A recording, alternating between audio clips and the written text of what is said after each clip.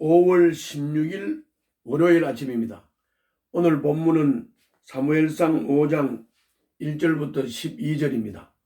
오늘 줄거리는 블레셋이 이스라엘에서 하나님의 교회를 뺏었는데 이거를 다곤 신전에다가 갖다 놨습니다. 그러면서 전쟁 승리를 기념했습니다. 이스라엘은 전쟁에서 이기려고 하나님의 교회를 이용했고, 블레셋은 전쟁 승리한 것을 자랑하고 기념하기 위해서 다곤 신전에다가 하나님의 교회를 갖다 놓고 이용했습니다. 그렇지만은 그날로부터 하나님이 블레셋에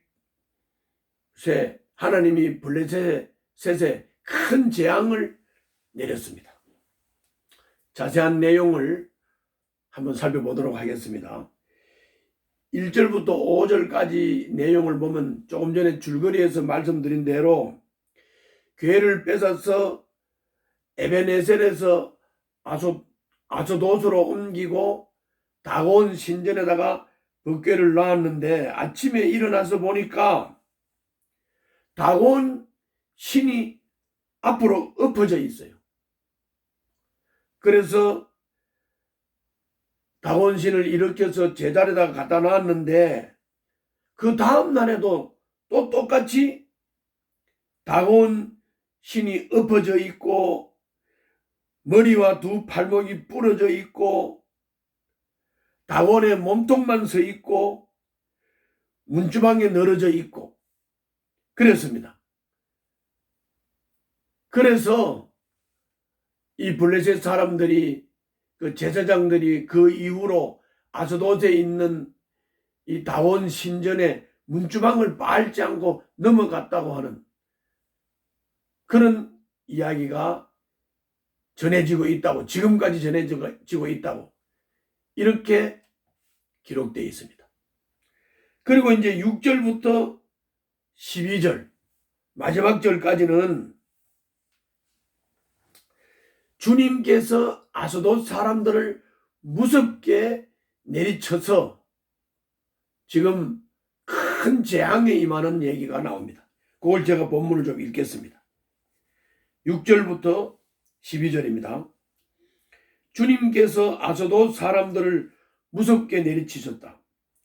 주님께서 그들에게 악성 종양 재앙을 내리셔서 아스돗과 그 지역 사람들을 망하게 하셨다.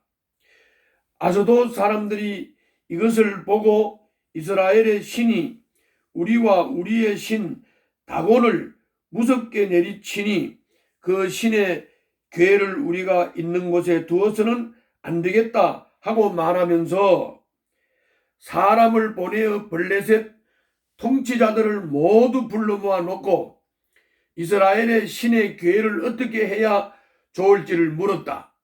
블레셋 통치자들이 이스라엘 신의 교회를 가드로 옮기자고 하였으므로 아스돗 사람들은 이스라엘의 신의 교회를 가드로 옮겼다. 아스돗 사람들이 그 교회를 가드로 옮긴 뒤에 주님께서 또 그 성읍을 내리쳐서 사람들이 큰 혼란에 빠졌다. 주님께서 그 성읍의 사람들을 어린아이나 노인이나 할 것 없이 모두 쳐서 악성 종양이 생기게 하였다. 그러자 그들이 하나님의 교회를 에그론으로 보냈다. 그러나 하나님의 교회가 에그론에 이르렀을 때에 에그론 주민들은 아스돗 사람들이 이스라엘 신의 교회를 우리에게로 가져와서 우리와 우리 백성을 죽이려고 한다 하면서 울부짖었다. 그래서 그들은 또 사람들을 보내어 블레셋 통치자들을 모두 불러 모아 놓고 이스라엘 신의 교회를 돌려보내어 그 있던 자리로 돌아가게 하고 우리와 우리 백성이 죽지 않게 해주시오 하고 요청하였다. 하나님이 거기에서 그들을 그렇게 무섭게 내리치셨기 때문에 온 성읍 사람들이 죽을 지경에 이르러 큰 혼란에 빠졌다. 죽지 않은 사람들은 악성 종양이 생겨서 온 성읍에서 비명 소리가 하늘에 사무쳤다. 그러니까 하나님의 교회를 갖다가 아스돗에 다곤에다가 세워놨다가 다곤 신전이 완전히 박살이 났지요. 그래서 이거를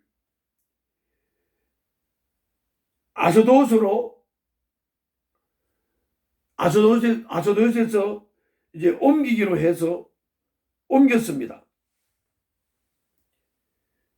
그래서 옮긴 장소에서도 또 똑같이 막 종양이 생기고 어린아이부터 어른 장년에 이르기까지 모두 하나님이 치셔서 막 죽은 사람, 죽지 않은 사람들은 종양으로 이렇게 고통을 받게 되었다. 그래서 마지막 절에서 죽지 않은 사람들은 악성 종양이 생겨서 온 성읍에서 비명 소리가 하늘에 사무쳤다.